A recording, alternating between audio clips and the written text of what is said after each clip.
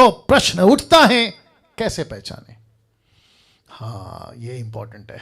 कैसे पहचाने इन आत्माओं को और इस आत्मा से भरे सेवकों को? 4 तरीके से या 4 प्रकार से, टोटल 4 प्रकार से आपके बीच में रख रहा हूं। आपका दिमाग अभी उड़ने वाला है। आप मुझे नहीं पता क्या होने वाला है, बहुत ध्यान से सुनिएगा।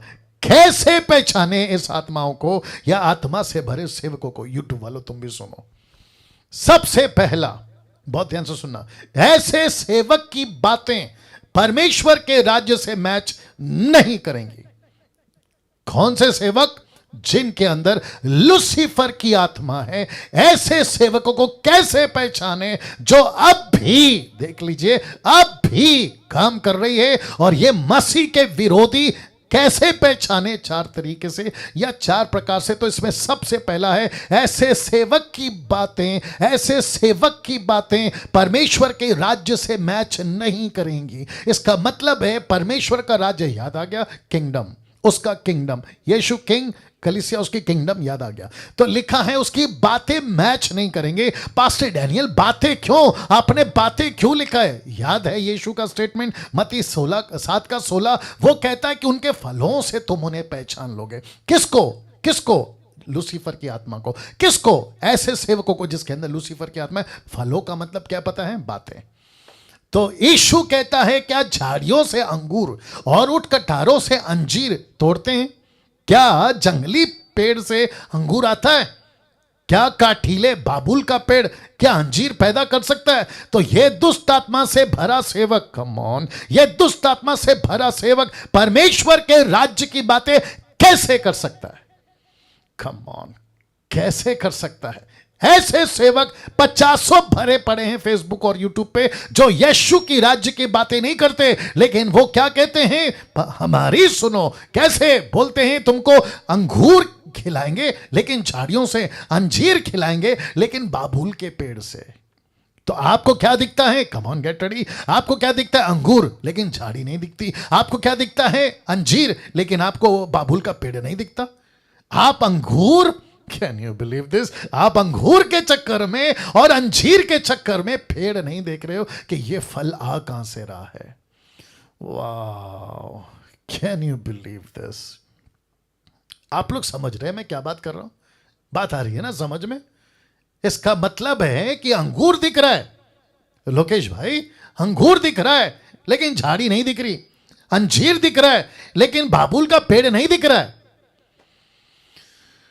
वाह, इसलिए जीसस कहता है उनके फलों से तुम उनको पहचान लोगे। तो यूट्यूब के लोगों, तुमको चमत्कार दिख रहा है लेकिन वो चमत्कार कहां से आ रहा है? वो झाड़ी नहीं दिख रही है। तुमको ब्लेसिंग दिख रही है, मेरा पास्टर आता है, मेरे ऊपर हाथ रखता है और मैं नीचे गिर जाता हूं और मुझे बड़ा मजा आता है, मुझे बड़ा अच्छा लगता है, मैं जमीन पे लोटपोट होता हूं। अरे कितनी अच्छी फीलिंग है। फीलिंग कितनी अच्छी फीलिंग है, लेकिन ये फीलिंग का सोर्स समझते हैं? जरिया कहां से?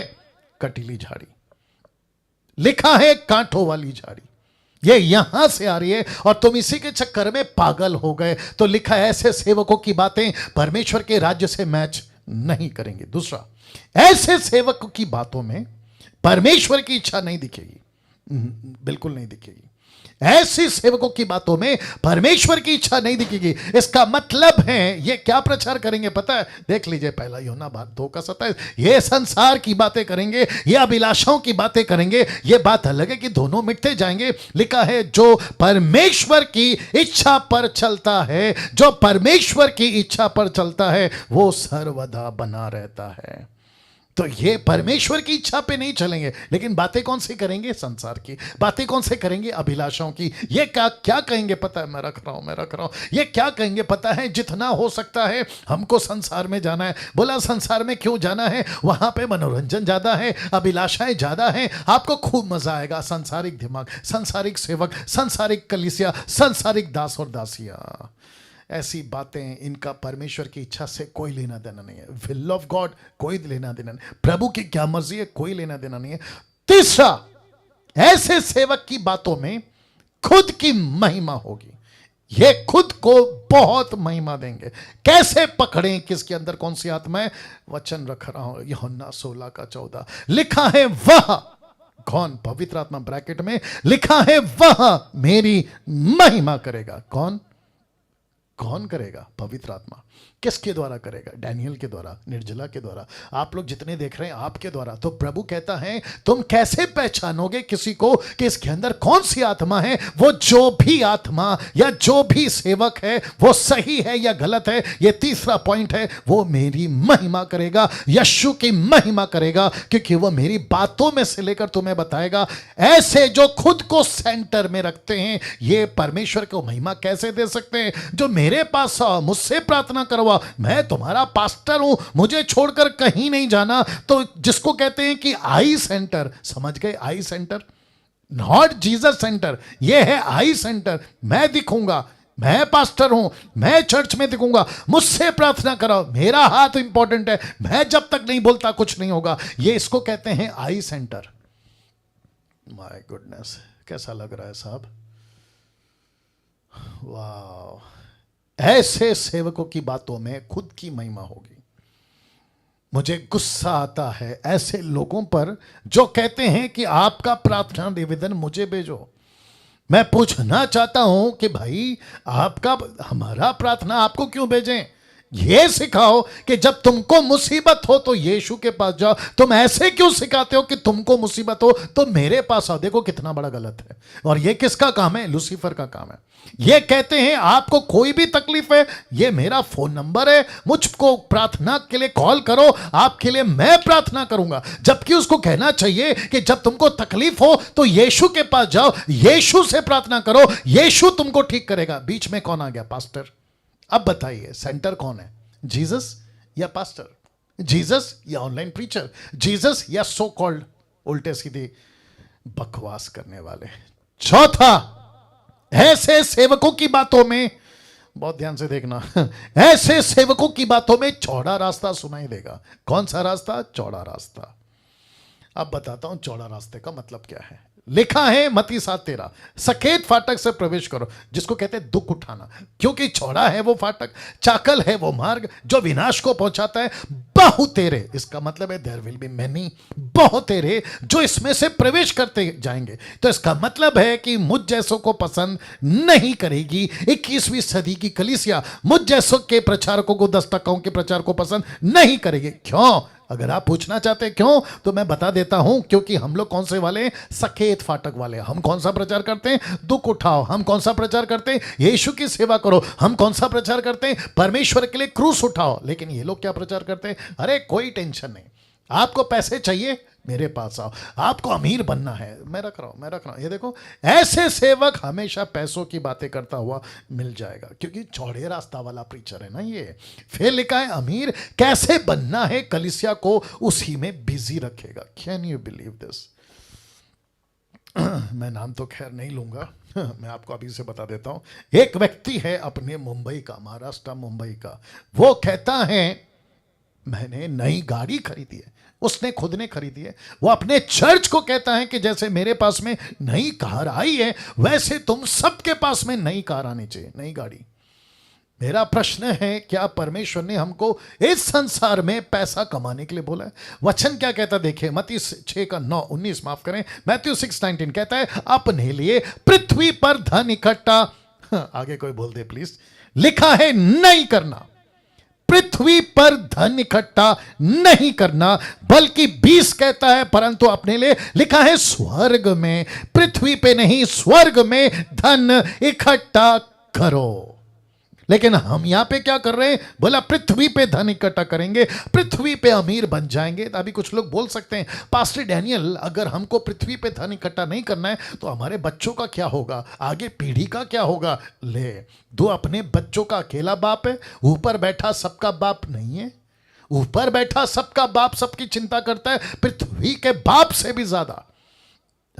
अभी तो वैसे ही मौतें हो रही है, अचानक से कोई भी न्यूज आ रहा है, कोई भी मर रहा है, तो तुम जिस दिन मर जाओगे अपने बच्चों को साथ में लेके जाओगे। तो बैठा है ना ऊपर बाप, ऊपर बैठा है ना परमेश्वर, वो कहता है मैं संभालूंगा तेरे बच्चों को, तू मेरे बच्चों को संभाल, मतलब कलीसिया को। जब हम परमेश्वर का काम करेंगे, परमेश्वर हमारा काम करेगा। तो इसका मतलब क्या है पास्टर डैनियल, मैं नौकरी छोड़ दूं? मैंने कब कहा? मैं बिजनेस छोड़ दूं? मैंने कब कहा? जितने हमारे साथ में, क्या वो नौकरी छोड़ के बैठे हैं? बिल्कुल नहीं। इसको कहते हैं बच्चों वाला सवाल, इसको कहते हैं मिल्क ड्रिंकिंग क्रिश्चियन की मेंटालिटी। यीशु कहता है तुम अपना हाथ पैर चलाओ, कामयाबी मैं दूंगा। तुम अपनी नौकरी शुरू करो, सफलता मैं दूंगा। पौलुस तंबू का बिजनेस करता था, टेंट का। क्या उसको सक्सेस नहीं मिली? ऑफ कोर्स मिली। लिखा भी है वो खुद को भी संभालता और अपने लोगों को भी संभालता, कामयाबी आई ना उसके पास। लेकिन पृथ्वी पे ऐसी लालच के साथ में कि पास्टर ने बंगला खरीदा है तो मैं भी खरीदूंगा, पास्टर के पास में गाड़ी है तो कलीसिया के पास में भी। इसी में तो बिजी किया है, देखो ना, लिखा है ना, कलीसिया को बिजी कर दिया है। किसमें? बोला अमीर बनो, अमीर बनो, अमीर बनो। ऐसी प्रीचिंग नरक के पुलपिट से आती है, नरक के पुलपिट से। अब बताइए। और ऐसे प्रचार को पब्लिक पसंद करती भी है। बोला क्या प्रीचर है, अरे उसको फिर बुलाओ, अगले हफ्ते फिर बुलाओ, उसको फिर से पेज पे बुलाओ। अरे क्या प्रचार करता है, तुमको भी ले डूबेगा, खुद भी डूबेगा। तो लिखा है जैसे प्रचारक की बातें वचन से, जिस प्रचारक की बातें वचन से मैच नहीं करती वो मसीह का विरोधी है। मैं कुछ सेकंड इसको रख रहा हूं जी। वापस बोल दूं, जिस प्रचारक की बातें वचन से मैच नहीं करती वो मसीह का विरोधी है। यस और नो? या मैं और कुछ रिक्वेस्ट कर सकता हूं? आप लोग अभी जो कम से कम 290 हैं, 290 300 के आसपास, आपसे कुछ रिक्वेस्ट कर सकता हूं? अगर आप लोग यस बोलते हैं तो अपना थंब करके बता दीजिए। कर सकता हूं? इस तरह के प्रचार को जितना प्रमोट कर सकते हैं ना सोशल मीडिया पे, एवरी ऑल्टरनेट डे, मतलब हर 2 दिन के बाद में यूट्यूब से उठाओ कॉपी पेस्ट करो, यूट्यूब से उठाओ व्हाट्सएप पे कॉपी पेस्ट करो, यूट्यूब से उठाओ इंस्टाग्राम पे डाल दो, यूट्यूब से उठाओ कहीं पे भी डाल दो और लोगों को ऐसे प्रचार पहुंचाते रहो। और वापस कह रहा हूं कि डैनियल राज का बेनिफिट क्या है कि यूट्यूब का चैनल बढ़ेगा? जी नहीं। मुझे पैसे मिलते हैं? जी नहीं। मेरे को सब्सक्राइब की जरूरत है? जी नहीं। मेरे पास में 1.5 लाख सब्सक्राइबर वैसे ही हैं, आप लोग देख सकते हैं। मुझे कौन सा पैसा कमाना है? आप लोगों को ये काम पे लगाकर, लेकिन परमेश्वर के राज्य में खूब पैसे कमाओगे आप लोग, मैं नहीं, आप लोग। वाह, इसलिए तो लिखा है ना, पृथ्वी पे धन इकट्ठा मत करो लेकिन स्वर्ग में धन इकट्ठा करो। कैसे कमाओगे पैसा? गणेश जादव साहब, या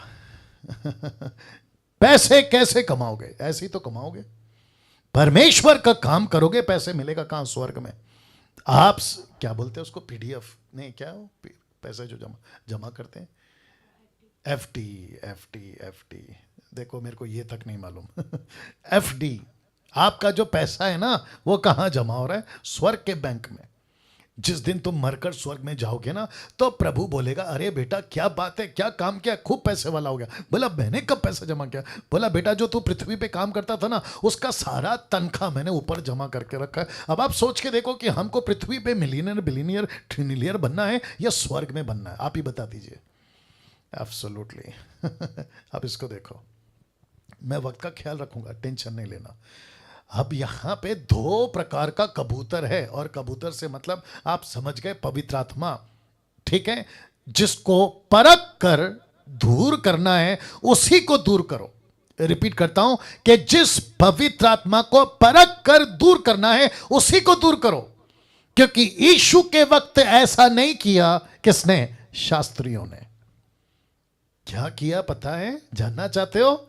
रख रहा हूं, मरकुस 3 का 28 से 30 में, मैं तुमसे सच कहता हूं। किसने कहा? यीशु ने। मनुष्य की संतान के लिखा है सब पाप और निंदा जो वे करते हैं क्षमा की जाएगी, परंतु जो कोई पवित्र आत्मा के विरुद्ध निंदा करे वह कभी भी क्षमा नहीं किया जाएगा, नहीं किया जाएगा।